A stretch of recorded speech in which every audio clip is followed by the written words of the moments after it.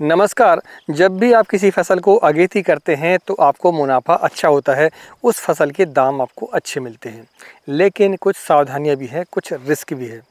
आज इस वीडियो पर मैं आपको 15 दिसंबर से लेकर 30 दिसंबर तक 3 सब्जियां ऐसी बताऊंगा जो कि यदि आप लगाते हैं तो यकीन मानिए उसके भाव आपको 50 रुपये केजी से ऊपर ही मिलेंगे। देखिए, किसी फसल को जब हम ठंड के समय पर लगाते हैं तो जर्मिनेशन की समस्या खासकर आती है। इसलिए हम जर्मिनेशन कैसे लें उन फसलों का, हम इस वीडियो पर अंत में बताएंगे, इसलिए वीडियो को अंत तक जरूर देखें। तो चलिए वीडियो की शुरुआत करते हैं। मैं हूं राकेश साहू, आप देख रहे हैं एग्रो जीवन बातें किसान की। जानकारी पसंद आए तो वीडियो को लाइक करें, चैनल पहली बार चैनल को सब्सक्राइब जरूर करें। किसी भी फसल को लगाने के लिए हमें संपूर्ण जानकारी चाहिए रहती है। हमने इसके लिए आपको ई-बुक लिखी हुई है, जैसे कि टमाटर की खेती कैसे करें, बैगन की खेती, खीरा की खेती, शिमला मिर्च की खेती और लहसुन की खेती, फूल गोभी की खेती। इन फसलों के लिए हमने ई-बुक लिखी है जिस पर हमने संपूर्ण जानकारी दी है। यदि आप उसे लेते हैं तो यकीन मानिए आपको संपूर्ण जानकारी मिल जाती है, जैसे कि कीटक प्रबंधन कैसे करें, रोग प्रबंधन कैसे करें, खाद कौन सी आपको कब चलानी है, ये सारी जानकारी उन ई-बुक पर मिल जाती है आपको। इसलिए लिंक उसकी डिस्क्रिप्शन पर भी है, कमेंट बॉक्स पर भी है और इसके ऊपर जो नंबर चल रहा है वहाँ से भी आप हमसे संपर्क कर सकते हैं। चलिए वीडियो की शुरुआत करते हैं। सबसे पहले हम ये समझते हैं कि जब भी कोई फसल लगाते हैं तो भैया ज़मीन की तैयारी कैसे करनी है।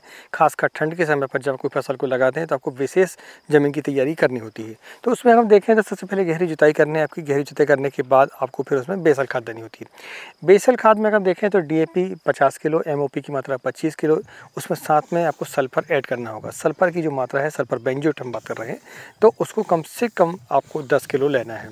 बहुत ही आवश्यक है ठंड के समय पर जब भी आपको फसल लगाने वाले हों तो। इसके अलावा आप चाहें तो इफ़को कंपनी की सगार का आती है, सीविड होता है उसमें, उसे भी आप मिला सकते हैं। अगर कीटक की समस्या है तो रेजेंट पाउडर आता है, उसे भी आप डाल सकते हैं, या फिर कार्बोफुरान को भी आप 3 किलो से लेकर 5 किलो तक उसमें ऐड कर सकते हैं। ये सब डालने के बाद भी आपको एक चीज़ क्लियर करनी है कि आपको गोबर खाद की व्यवस्था अगर आपके पास हो जाती है तो भैया गोबर खाद 3 से लेकर 4 ट्राली तक कम से कम आप अपनी ज़मीन पर डालें। बेड के ऊपर डालें। बेड के ऊपर डालने के बाद फिर उसमें पक्की रेजर आप चला दें, यानी कि फिर से उसको आप मिट्टी में दबा दें। ठीक है। क्या होता है कि हम एक बार कच्ची रेजर चलाते हैं, कच्ची बेड बनाते हैं, इसके बाद फिर हम उसे डालते हैं जो भी हमारी गोबर खाद हो या फिर बेसल खाद हो। इसके बाद हमने फाइनल रेजर चलाया और फिर हमारी बेड जो है कंप्लीट हो जाती है। इसके बाद ड्रिप लाइन बिछानी है। ड्रिप लाइन बिछाने के बाद मल्चिंग अनिवार्य है। मल्चिंग आपको करनी ही करनी है यदि आप फसल को अगेती ले रहे हैं तो, खासकर ठंड के समय पर। तो मल्चिंग आपको 20 माइक्रोन से लेकर 25 माइक्रोन तक आप ले सकते हैं।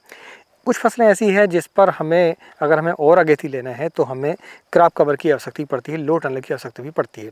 यदि आपके पास बजट है तो फिर आप थोड़ा सा और अगेती कर सकते हैं, यानी कि 15 दिसंबर तक आप कर सकते हैं। लेकिन यदि आप लो टनल नहीं लगाते हैं तो आपको फिर 30 दिसंबर तक जाना पड़ेगा। अगर हम लो टनल में किसी सब्जी को करते हैं तो भैया वो अगेती हमारी कम से कम 1 महीने तक हो जाती है। देखिए, सबसे बड़ी बात यह है कि लो टनल पर एक तो फ्लावर जल्दी आते हैं, फसल आपकी जल्दी ग्रोथ लेती है। दूसरा, जब फ्लावर जल्दी आएंगे तो आपकी फल जो है जल्दी लगेंगे और मार्केट पर वो 15 दिनों से लेकर 1 महीने तक अगेती हो जाता है। तो लो टनल आप लगा सकते हैं तो ज़रूर लगाएं। लो टनल की विधि कैसी है लगाने की, उसमें खर्चा क्या आता है, सारी जानकारी को चाहिए है तो आप हमें कमेंट बॉक्स पर लिखें, हम उसकी संपूर्ण जानकारी आपको देंगे। चलिए, इसके बाद आपने लो टनल अगर लगाते हैं तो ठीक है, नहीं लगाते हैं तो फिर आपको जर्मिनेशन करना पड़ेगा। देखिए, मैं आपको बताऊं कि जब आप ठंड के समय पर किसी फसल को लेते हैं तो आपको जर्मिनेशन की सबसे बड़ी समस्या आती है, खासकर बे लेवल की सब्जियों में। तो हम बीज को कैसे जर्मिनेट करेंगे हम आपको वीडियो में बताएंगे, इसी वीडियो के अंत तक जरूर देखें। तो पहली फसल अगर देखें तो पहली फसल है भैया बीन्स। बीन्स पर जर्मिनेशन की समस्या नहीं आती है। आप किसी भी समय लगाएंगे तो एक आध दिन लेट होगा, लेकिन 4 दिनों में आपका अंकुरण हो जाता है, इसका कोई दिक्कत इसमें नहीं है। बीन्स में भी एक बात ये खास है कि आपको सभी वैरायटियाँ इस समय पर नहीं चलती हैं। ये धरती सीड की जो बबली वैरायटी है आप उसे लगा सकते हैं। उसकी खासियत यह है कि वो हाइब्रिड है। दूसरा ये कि वह ठंडी में जो है सर्वाइव कर पाती है, अच्छा उत्पादन देती है और पौधा चलता भी है उसका। तो आप अगर अभी 15 दिसंबर के बाद और 30 दिसंबर के पहले अगर लगाना चाहते हैं अगेती फसल को तो आप बीन्स को प्रेफर कर सकते हैं। इसके अलावा दूसरी वैरायटी आप लगाना चाहते हैं भैया तो 30 दिसंबर के बाद ही आप लगाएं। जनवरी के महीने में आप लगाएंगे तो फिर क्या होगा कि आपकी जो फसल है वो चलेगी थोड़ी सी, और मार्च के महीने में आपको उत्पादन देना उसका चालू हो जाता है। लगभग 55 दिनों में हम मानते हैं कि बीन्स की जो फसल है पैदावार पहली दे देती है वो। अगर हम अगेती लगाते हैं तो 5-10 दिन से थोड़ा सा लेट हो जाता है, लेकिन बबली वैरायटी ऐसी वैरायटी है जो कि 45 से लेकर 55 दिनों में आपकी हार्वेस्टिंग उसकी चालू हो जाती है। क्योंकि इसकी खासियत है ये कि वो ठंड के समय की ही फसल है। तो आप बीन्स को इस समय पर लगा सकते हैं। इसके अलावा आप देखें देखिए भाव की, तो भाव भैया इसका 50 रुपये केजी मिलना आपका पक्का है। अभी के समय पर अगर आप देखेंगे तो बीन्स के जो रेट हैं वो 30 रुपये केजी होलसेल से ऊपर ही चल रहे हैं। चिल्लर आप देखेंगे तो भैया 50 रुपये 60 रुपये केजी आपको मिल रही होगी, 80 रुपये केजी तक भी आपको मिल रही होगी। जब यह उत्पादन निकलेगा बीन्स का तो उस समय पर शादी विवाह होंगे और शादी विवाह पर बीन्स की काफ़ी डिमांड होती है। इसलिए आप दिसंबर के महीने में लगाते हैं तो यकीन मानिए उसके भाव आपको अच्छे ही मिलेंगे, और भाव अच्छे मिलेंगे तो आपको मुनाफा भी अच्छा होगा। इसके बाद हम जानते हैं दूसरी फसल को। दूसरी फसल है भैया करेला, अगेती करेला।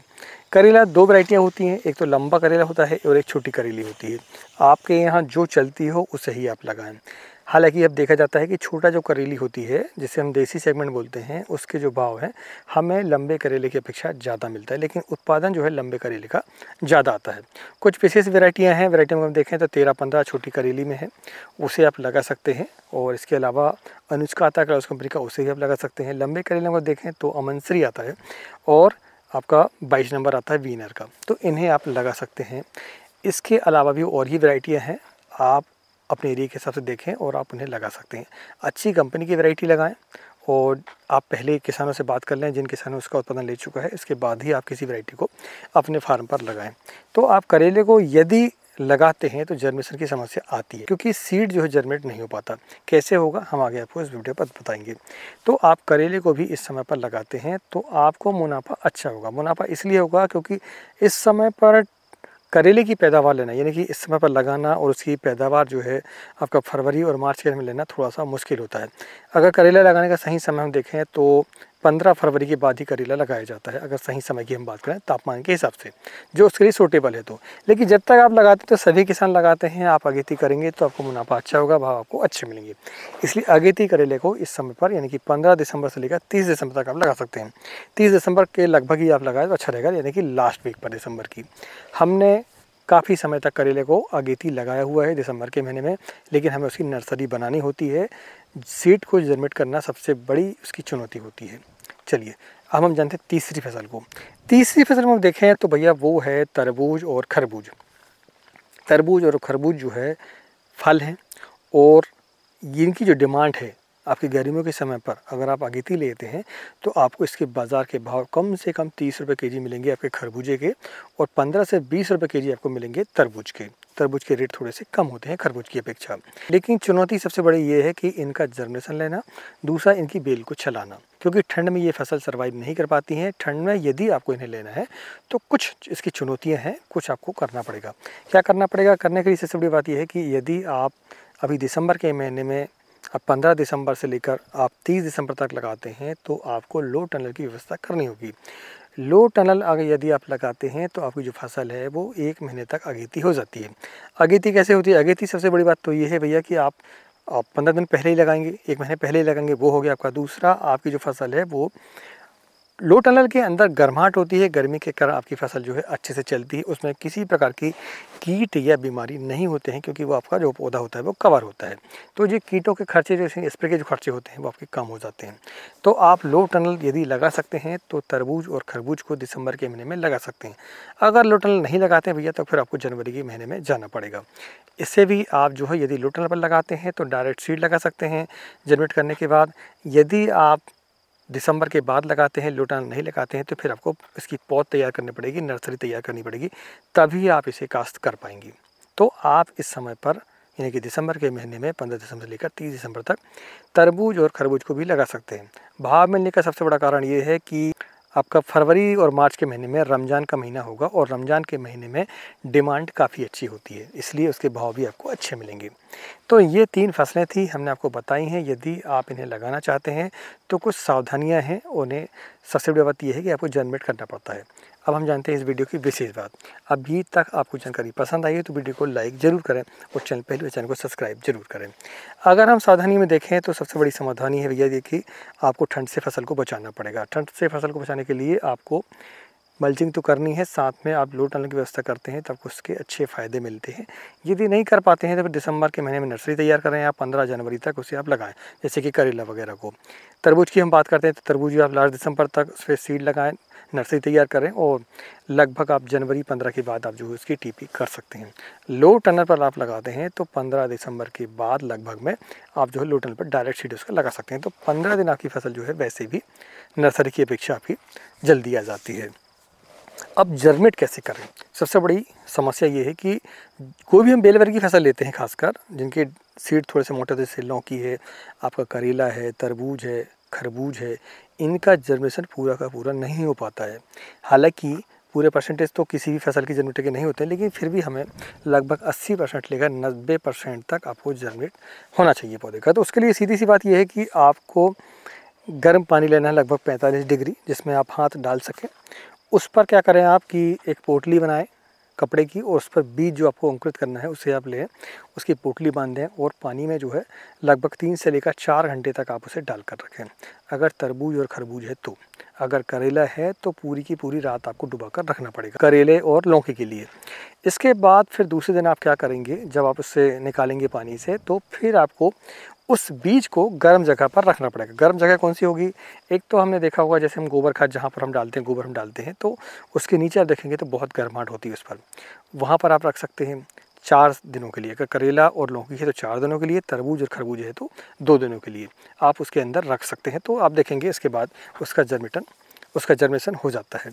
या फिर आप क्या कर सकते हैं कि एक आप बोरी लें, बोरी लेने के बाद जो पुआल होती है हमारी, धान की पुआल जो होती है या फिर कोई भूसा वगैरह होता है, तो आधी बोरी आप भरें भूसे की पुआल से, या और इसके बाद फिर क्या करेंगे, उस बीज को जो है एक जूट की बोरी लेंगे। जूट की बोरी पर नमी काफ़ी देर तक बनी रहती है, इसलिए हम जूट की बोरी ले रहे हैं। तो उससे गीला करेंगे, गीला करने के बाद जो कपड़े की पोटली थी हमारी बीज वाली, उससे हम बीच में दबाएंगे और लपेटने के बाद बीच में बोरी उससे दबा देंगे। फिर इसके बाद भूसा या फिर पुआल फिर रख देंगे अपन, और उसे हम कस करके बांध देंगे।